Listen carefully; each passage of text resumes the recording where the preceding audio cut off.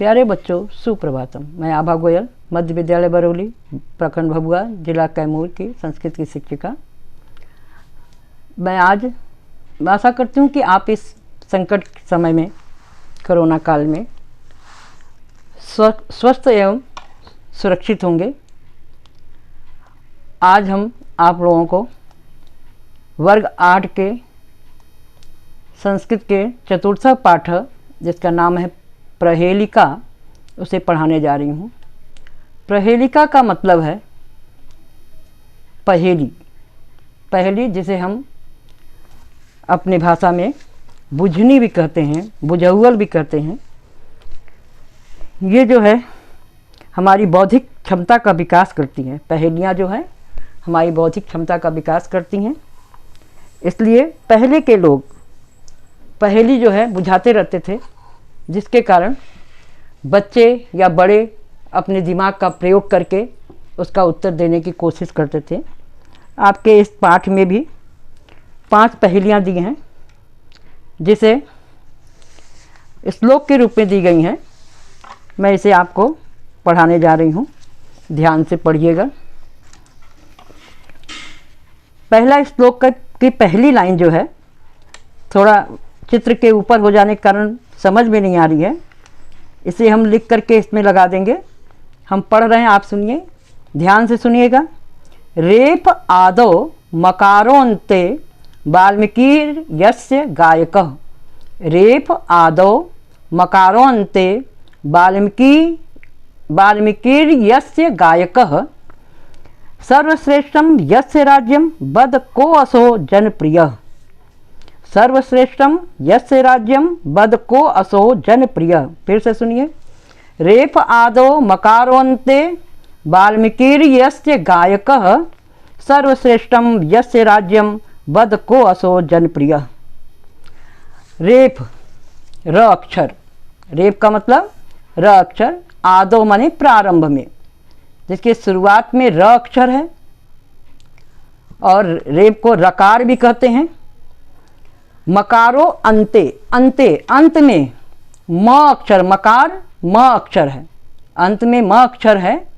यस्य गायकः वाल्मीकि, जिसका गान करते हैं। यस्य माने जिसका, गायक गान करते हैं वाल्मीकि, आदि कवि वाल्मीकि जो है, जिसका गान करते हैं। यहाँ हमारे आदि कवि और महाकवि हैं संस्कृत में। संस्कृत में दोनों कवि हैं। वाल्मीकि को आदि कवि कहा गया है और कालिदास को महाकवि कहा गया है। देखिए, रेप आदो, आदो माने प्रारंभ में, जिसके र अक्षर है। रेप माने र अक्षर, रकार। और अंते मकारो, अंत में म अक्षर, मकार है, म अक्षर है।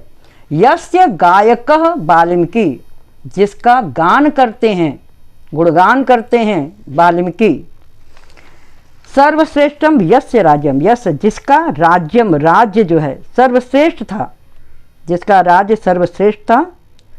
को असो, असो वह, कह कौन, जनप्रिय वह कौन है, जनप्रिय लोगों का प्रिय, जनप्रिय लोगों का प्रिय, वह लोगों का प्रिय कौन था। वद बोलो, कहो। करें, 2 अक्षर के नाम हैं। प्रारंभ में, शुरू में रेप माने र अक्षर है, अंत में मकार मतलब म अक्षर है। और जिसका गान, गुणगान करते हैं वाल्मीकि, आदि कवि वाल्मीकि। जिसका राज्य सर्वश्रेष्ठ था, वह लोगों का प्रिय कौन था, बोलो। इसका उत्तर होगा राम, रामः। इसका उत्तर होगा रामः। अगला श्लोक देखिए। मेघ श्यामो अस्मि न कृष्णो महाकायो न पर्वतः। बलिष्ठो अस्मि न भीमो अस्मि। को अहम अस्मि, को अस्मि अहम नासिका करः। को अस्मि अहम नासिका करः। 3 अक्षर मिले हुए हैं। को अस्य, को अस्मि अहम नासिका करः।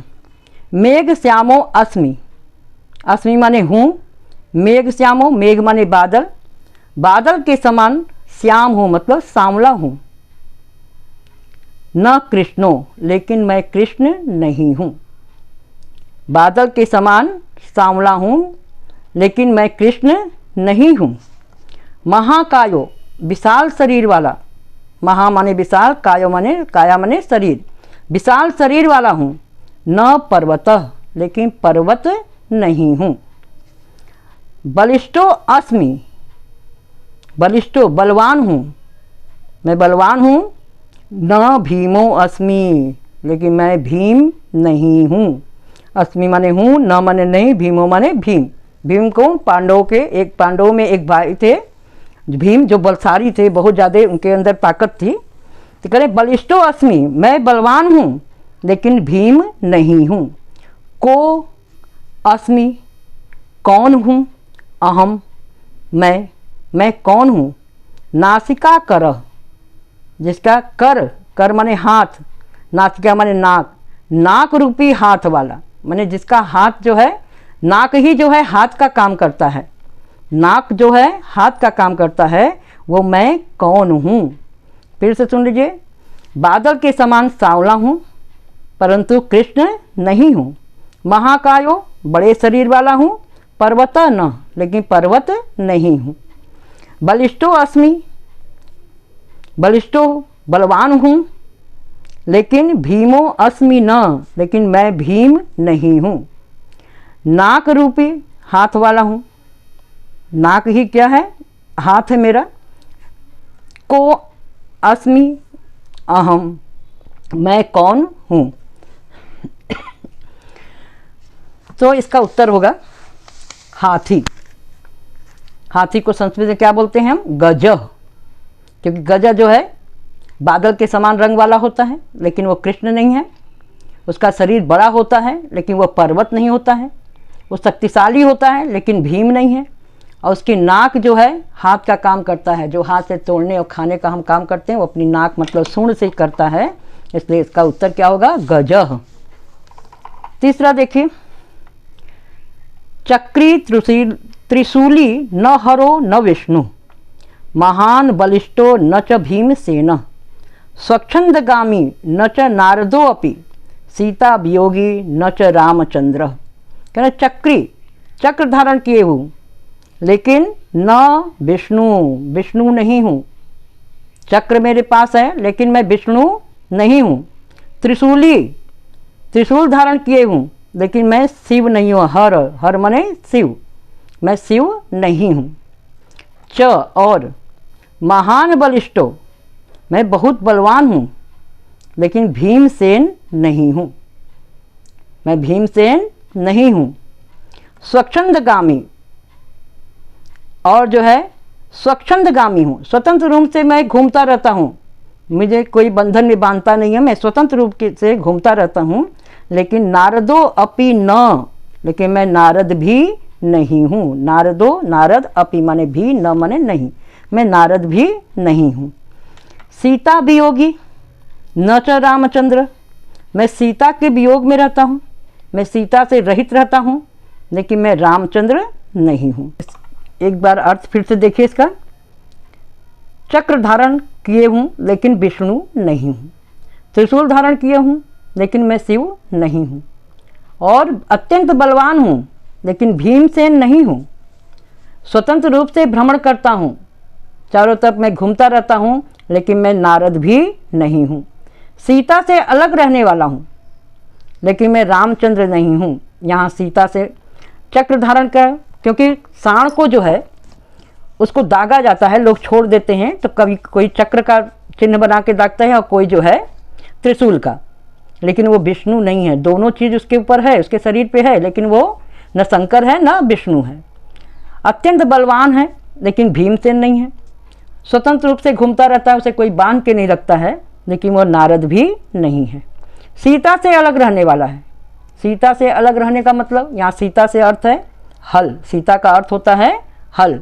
उसे हल में जोता नहीं जाता है, वो सीता से अलग रहता है, लेकिन वो रामचंद्र नहीं है। इसलिए उत्तर क्या होगा इसका, वृषभ मतलब सांड। अगला है दंतहीन शिलाभक्षी निर्जीवो बहुभाषकः गुणस्यूति समृद्धो अपि परपादेन गच्छति। फिर से सुनिए, दंतेरहीनः शिलाभक्षी निर्जीवो बहुभाषकः गुणस्यूति समृद्धो अपि परपादेन गच्छति। दंतेहीन, मैं दांत से हीन हूँ, मेरे पास दांत नहीं है, लेकिन मैं शिलाभक्षी, मैं पत्थर खाता हूँ। शिला माने पत्थर, भक्षी माने खाने वाला, मैं पत्थर खाता हूँ। निर्जीवो, मैं निर्जीव हूँ, मैं मरा हुआ हूँ, लेकिन बहुभाषक, बहुत तरह की भाषा बोलता हूँ। गुण श्रुति समृद्धो अपि, गुण माने धागा, धागा की श्रुति माने सिलाई से, धागों के सिलाई से समृद्ध भी हूँ। मेरे पास धागा भी है, धागे की सिलाई भी मेरे पर है और उससे समृद्ध भी हूँ। लेकिन फिर भी जो है पर पादेन गच्छति, पर माने दूसरे के, पादेन माने पैर से, गच्छति माने चल जाता हूँ, मैं दूसरे के पैर से जाता हूँ। फिर से सुनिए, दांत से हीन हूँ, लेकिन शिलाभक्षी, पत्थर खाता हूँ। निर्जीवो, मैं मरा हुआ हूँ, लेकिन बहुभाषक, बहुत तरह की भाषा बोलता हूँ।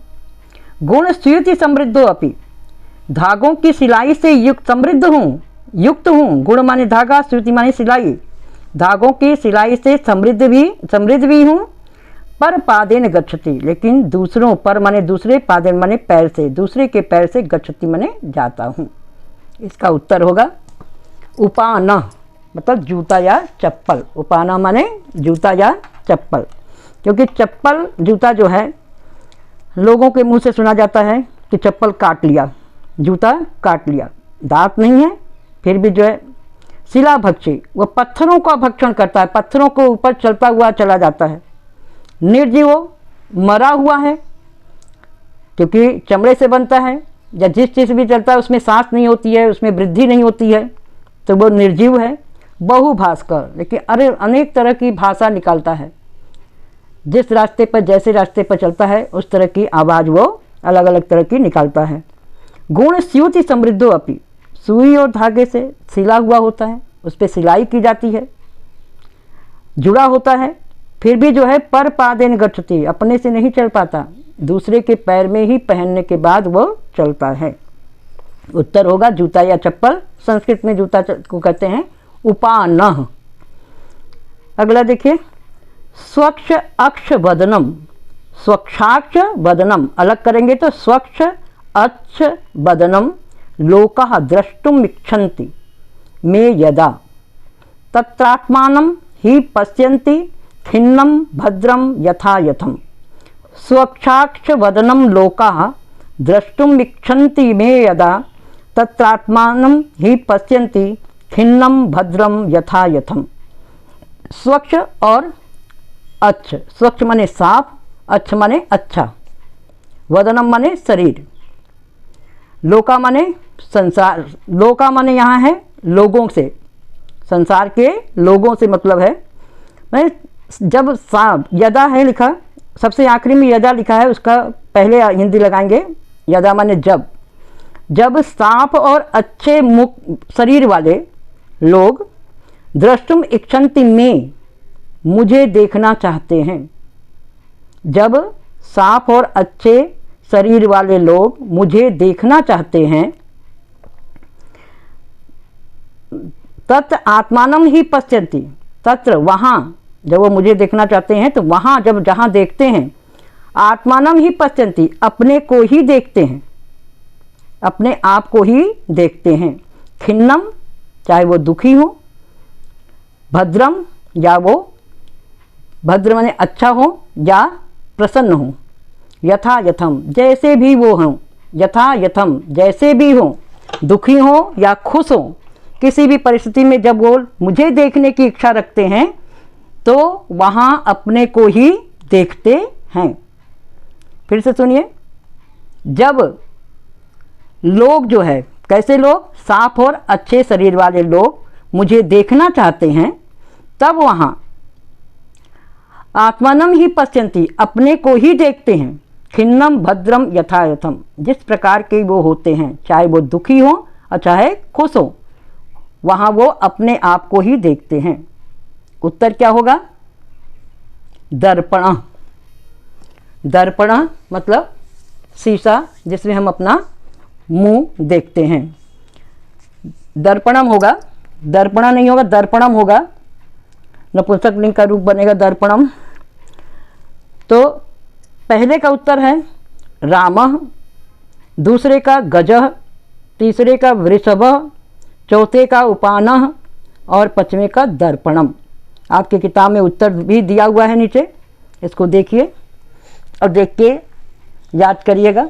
शब्द के अर्थ भी आप देखिए, इसको इसी अपने पास किताब हो तो उससे याद करिएगा, नहीं तो इसी वीडियो से लिख लीजिएगा अपनी कॉपी पे और याद करिएगा।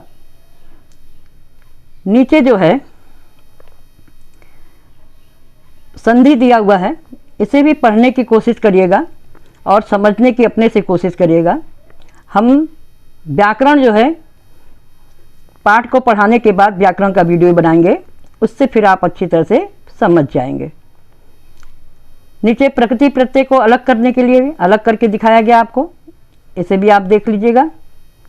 अब हम मौखिक प्रश्न को बता रहे हैं, ध्यान से सुनिए। निम्नलिखितानां पदानां उच्चारणं कुरुत। निम्नलिखित पदों के नीचे लिखे शब्दों के उच्चारण करिए।